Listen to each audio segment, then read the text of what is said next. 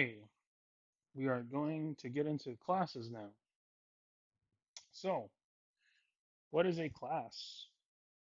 So, a class just describes an object. It is the definition of an object. If you want to think about a class is, okay, so you guys know what the printing press is, right? So, the printing press is something like, or a stamp, right? So, a stamp um, is a mold. And you take this mold and you dip it in some ink and you stamp a paper and that um, that ink, right, transfers onto the paper and it makes a copy of what's on that stamp. So that's sort of what a class is with an object. So you can think of this class, okay? This class you can think of, or sorry, here, this class you can think of as the stamp.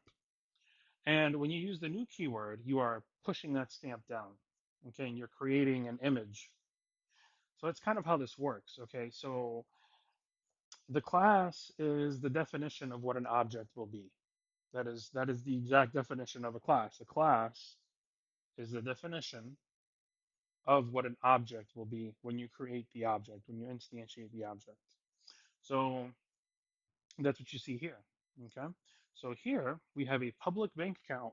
I know the idea of a public bank account sounds kind of retarded, but trust me, there's a reason for it. Um, I'm going to show you in this example because there are different ways to create classes in JavaScript, and this is kind of the regular, quote unquote, regular way. This is how a lot of people tend to do it. Um, so with JavaScript, this is how you create the properties. Okay, so remember in an object, the way you create it is you have this, and you have the name of the object, and then you have the value, right? Key value pairs. So with classes, that's kind of not the case. So with a class, this is how you define it. Okay, so you have a class keyword, and then you have the name of the class. Typically, they're all capital.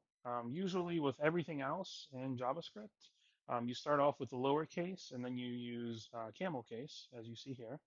But with a class, you do make the first letter capital, and you continue as you normally would.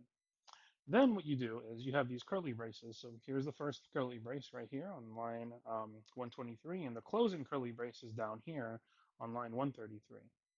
Okay, so it's very similar to this, right? Very similar to how you would just create an object, but you're not creating an object, you're creating a class. Then what you do is you have a constructor.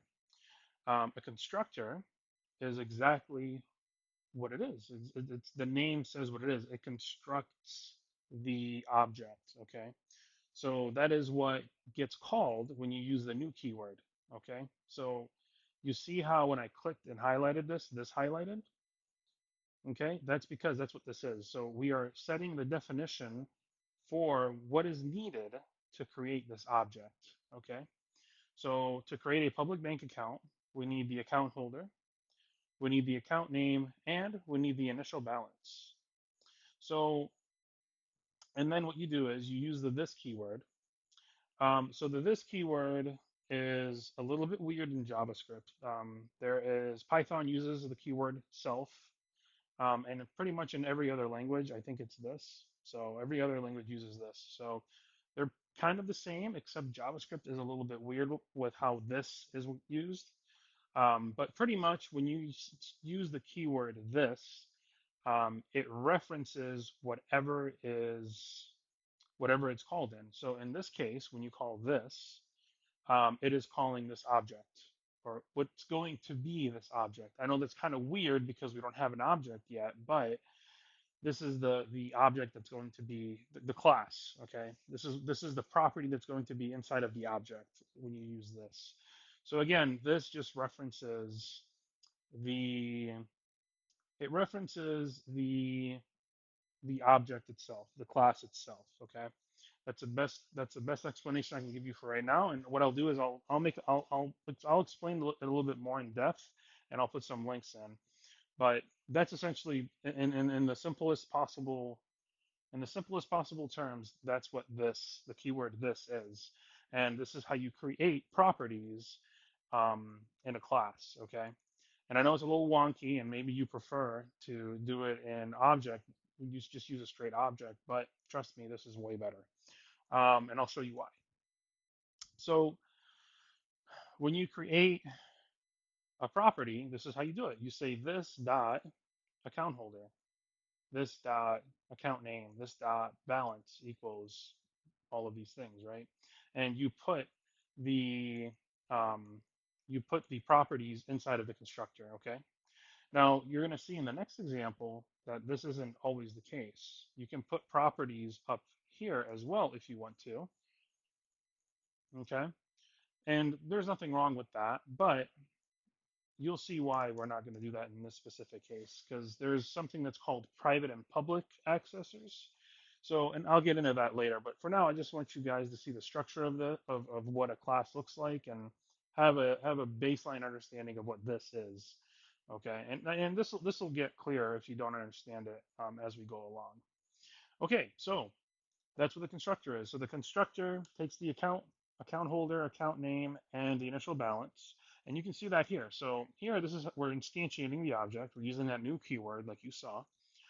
So we're saying const public account, and we are going to get a new public account, and we're opening up these parentheses.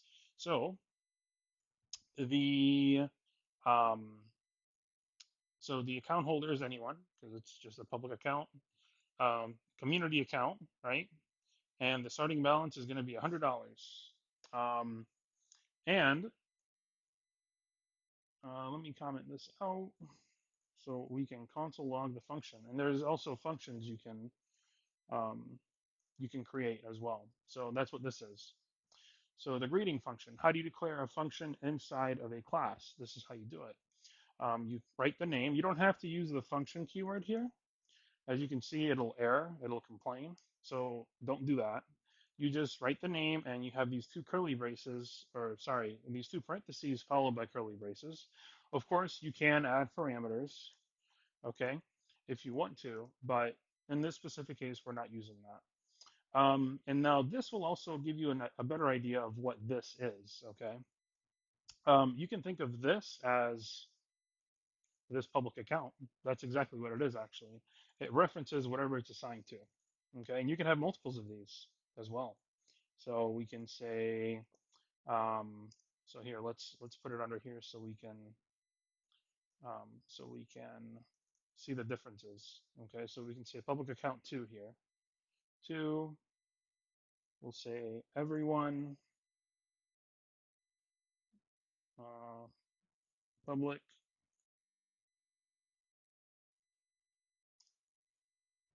and we'll put $200 in this one. Okay, and public account two. Okay, so now you'll see it, the demonstration of what this is. This is the object that's being instantiated. It's not the class, it's the object that's going to be instantiated, right? So in this case, public account and public account two. Okay, so for public account one, just regular public account, that's what this is. This ends up being public account. So it's almost like doing this. Now this won't work. Okay, it's going to complain. Okay, this will not work. But that's what this essentially ends up being in this case right here. Okay, it's relative. It is a relative value depending on what is calling it. And in this case, the keyword this, that value is public account. And then in this case, it's this value, public account two. Okay, it's a little weird, and you'll get it as you work with it more, but that's how this works. So let's go ahead and run this. And there it is. Okay. So you can see here when we console log this greeting, and in this greeting, like I said, it's a function, a regular function, just without the keyword function. And it is inside of this class, and it is referencing this. So we're saying, hello, this dot account holder, this is your this dot account name. Okay. And you can see when we call public account, the first one, and we do the greeting and we console log it, it console logs these values that we gave it in the that we gave it in the constructor. And then when we do it for a public account 2, it does the same thing here, and it console logs the values that are in this account. You see that right here, this. So that's what I'm saying. This is relative. This can be, it just depends. It's saying this as in the future object that's going to be created, right? So, okay, so this is kind of like the very basic, a very basic class, just to have some properties. It has a constructor, and it has, a simple function here. For constructors as well, if I can spell, there we go. Um, Now you can only have one constructor, but and in some languages you can have more than one. Um, but you can also have empty constructors too, and you can have the properties here up here. Um, these properties,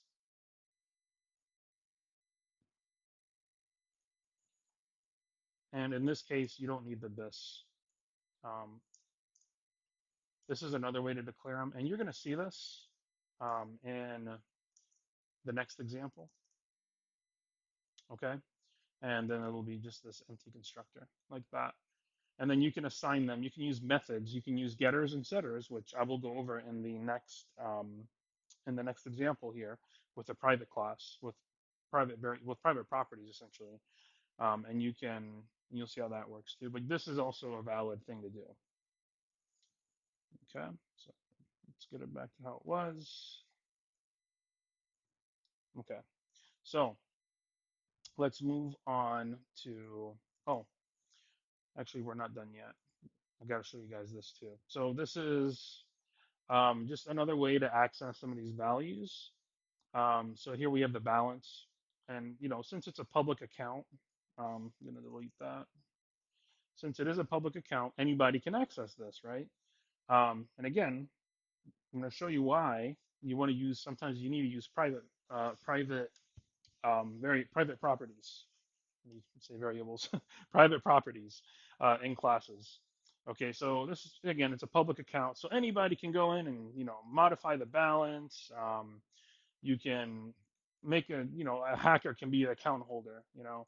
Like you can do all this crazy stuff to it. It's just open and accessible to anyone, just like you guys saw up here, right? With these objects, you can do whatever you want with these values. Like it doesn't matter, right? And you can access them like this as well, by the way. Um, you can do this as well. This is valid, right? You'll see when we print this balance here, it will end up being 80. So you see that there's 80. Then we have minus 10, which is 70. We have minus 40, ends up being 30. And then we're just setting it equal to 10. That's just going to be 10. And then here we're changing the account holder to be a hacker. So there's it's a free for all. You can access and do whatever you want with these, however you want. And if you notice, this is now an object, right? So this is now an object, just like we saw up here in my first car. Okay. And that's how you create, that's now that stamp that I talked about, right? If you remember, um, I said that if there is a stamp and the stamp is the class, and then when you press the stamp on a piece of paper, it creates a copy of itself. And um, that's what the public account is, except that in this case, it's a dynamic stamp and you can change some of the values in it, right? You can change how it looks a little bit. Um, so that's why objects are very helpful. You can on the fly create many of the same item, okay, with a very little amount of code. Where if you wanted to do that with just objects, like if you wanted to create cars, it would take a lot of code to copy paste this over and over and over again.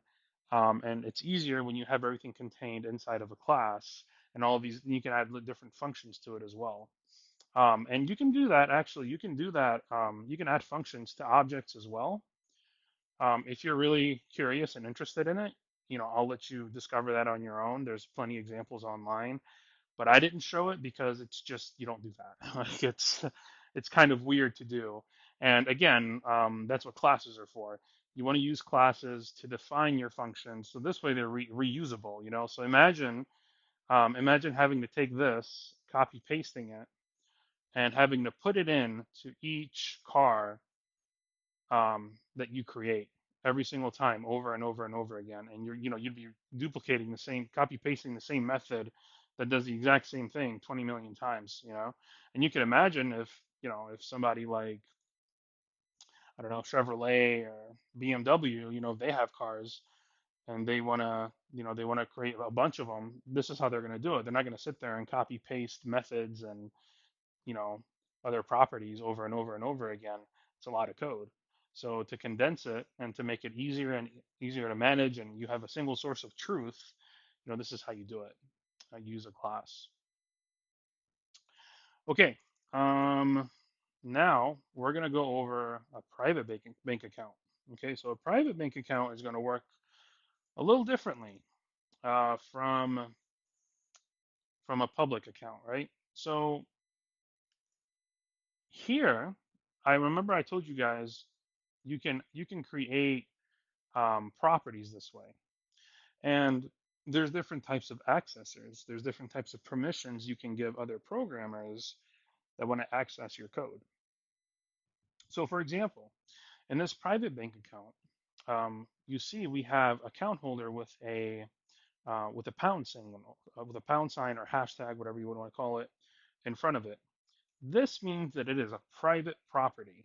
Okay, and this is how you access it. You say this dot hashtag or pound account holder, this dot pound account number, pound balance, etc.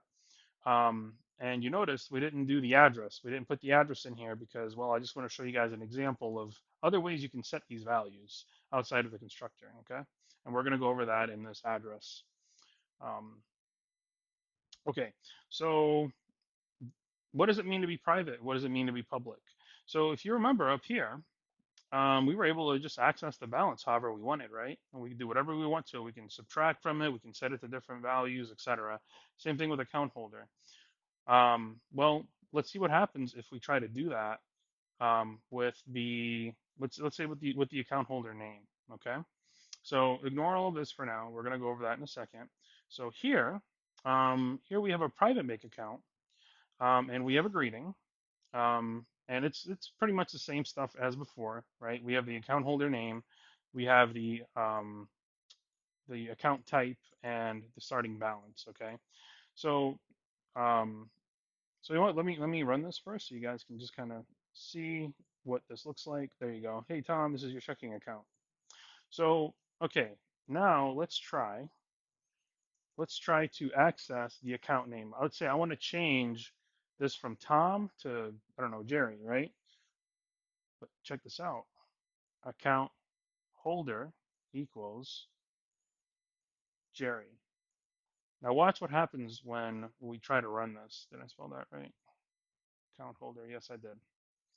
So we're gonna run it. Oh, I got to console log it. Let's console log the greeting again. You see that? It did not change. So why is that? Why is it that account holder didn't change? Well, that is because this is a private field. Okay, you can't access this because of the pound in front of it. Okay, you can try, you can put a pound in front of it, but see, it'll just mess up. So that's that's why it's important to sometimes use private private properties. Okay, is so this way, because technically, let's say you are working in a bank, you probably aren't going to have to change the account holder's name very often, right? That's something that you should do on a very rare occasion, and it should be something very special, right? Like you should meet certain criteria to change it. Just like kind of like the amount here, right? The balance, right? You can get and I'll talk about what these get and set means, but the balance, right? You can get the balance, but you can't set it. You can only set it through using deposit and withdraw. Okay. So, and we'll talk about that in a second, but I just wanted to show you how, what this little pound sign in front of it. in front of this means. Okay, that means you can't access it outside of the class. You can access it inside of the class, right? So here's account holder. You can access it inside of the class. You can change it inside of the class. See, we're assigning it right here. You can do whatever you want, but outside of this class, you cannot. Okay, so that's the purpose of private.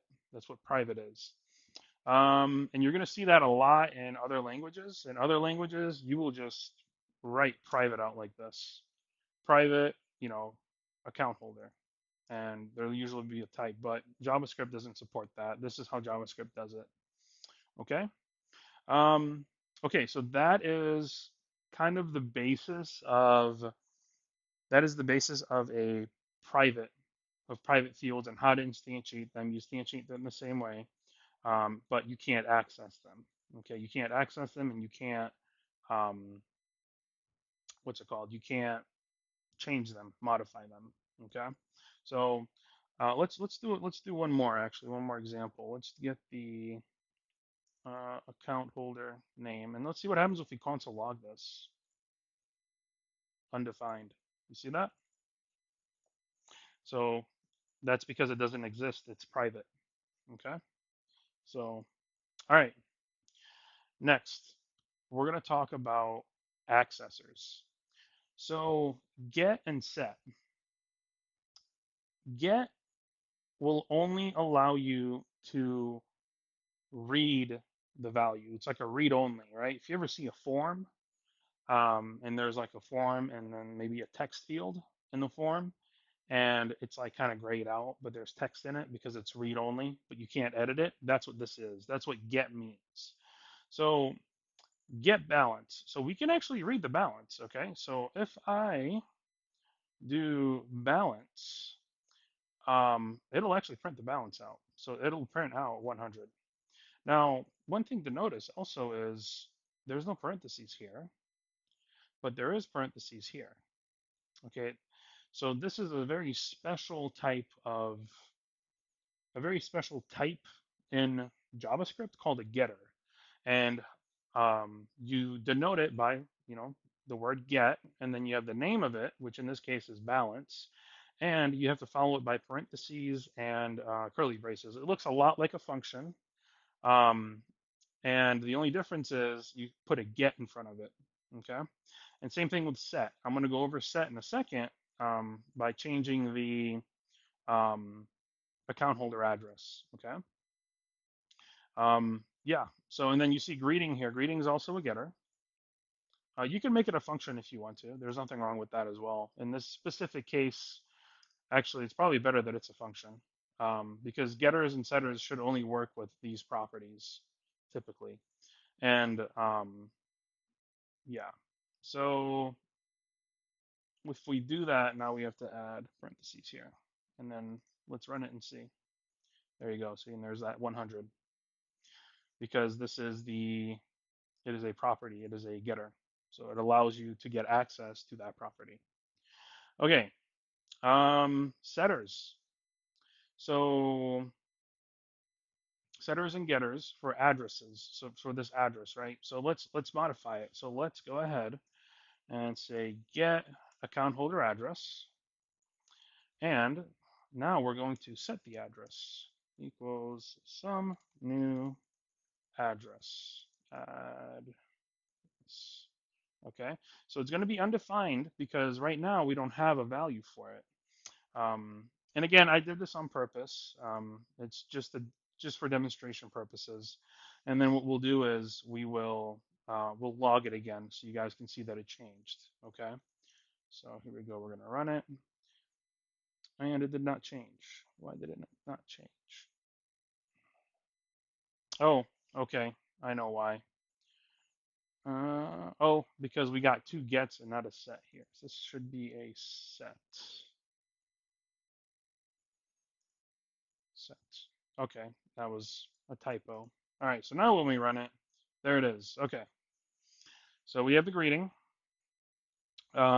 We have undefined here because we haven't defined this yet. And then we're going to set it to some new address.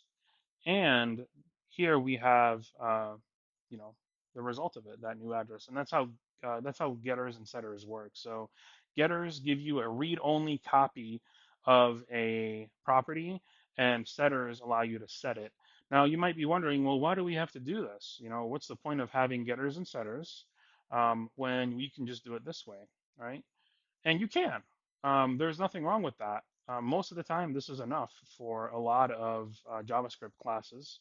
But if you're doing critical work like backend work and there's some business rules, you don't want your teammates that maybe aren't as aware of what the requirements were. Maybe this is some code that you write, and then 5 years from now, when you're not at a company anymore, you don't want somebody just to naively modify values.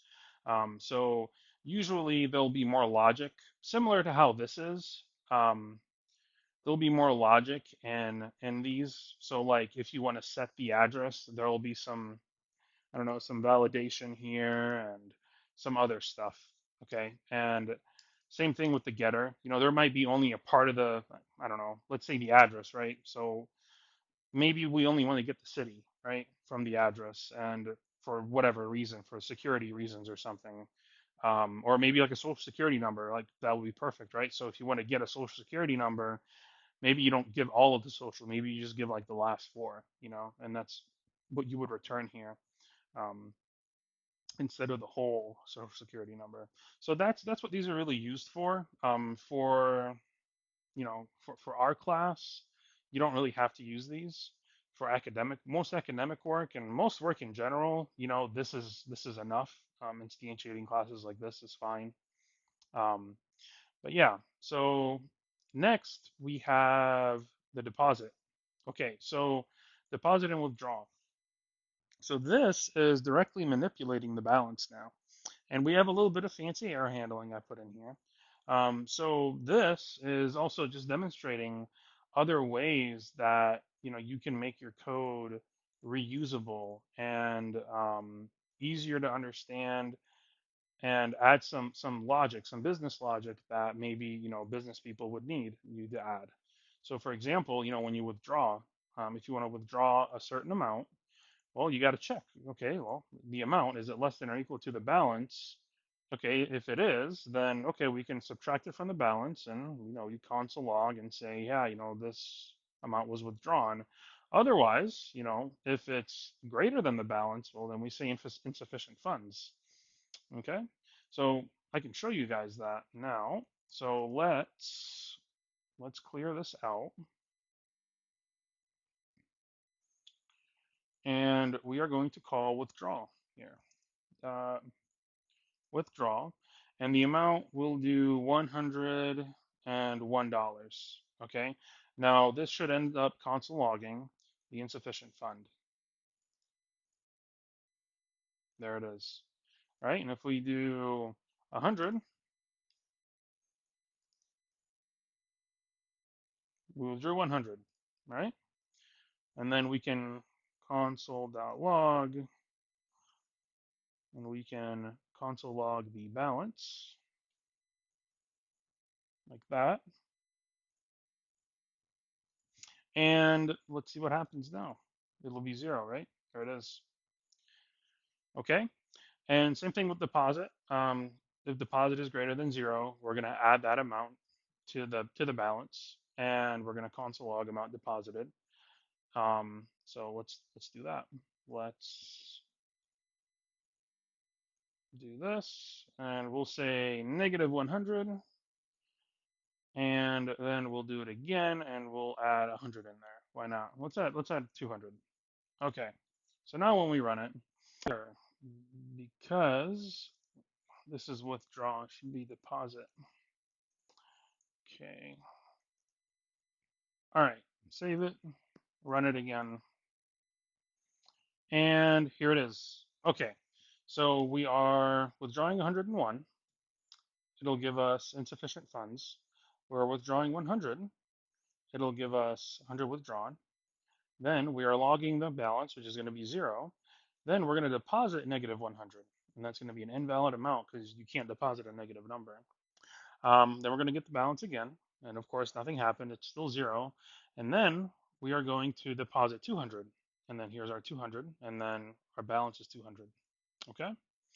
Um, so again, this is maybe overkill for an example, or maybe too nitty gritty for an example, but this is typically how you would create these bank accounts or just classes in general, right? You want to create classes so your code is reusable and so you can put all of your logic into one little area. So it's contained within that object or within that class, right? So um, that's that's why these objects are so useful. And then you can also, make an array, right? Kind of like how you saw up here um, with the cars array, right? And then you can loop through it, and you can call a function on all of these, right? You can deposit. Let's say you want to get every account in your bank. For whatever reason, the bank is feeling really generous, and for every account in the bank, they want to just deposit $100. This is how you would do it. You would have an array of all of these accounts, and you would just call deposit 100 on all of them, and it would just be a couple of lines of code, with this type of loop. And imagine doing that with just objects. That would be a lot.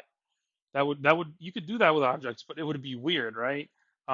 Like it's not something you really want to do, especially if you're well, okay. So you could do it in that example, but overall you don't want to do it. That's not a fun way to do it.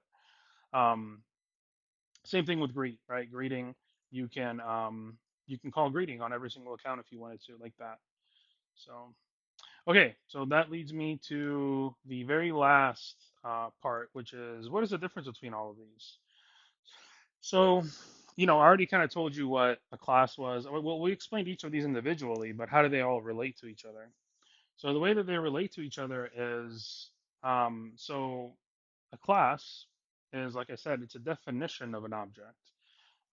So you're creating your own customized objects, where an object is just an instance, right? It's an instance of that class, and that's where the differences come in between a anonymous object and a regular object. Okay, so an anonymous object is an object that doesn't have a class definition. Okay, so that's just like we saw our car, right? My first car.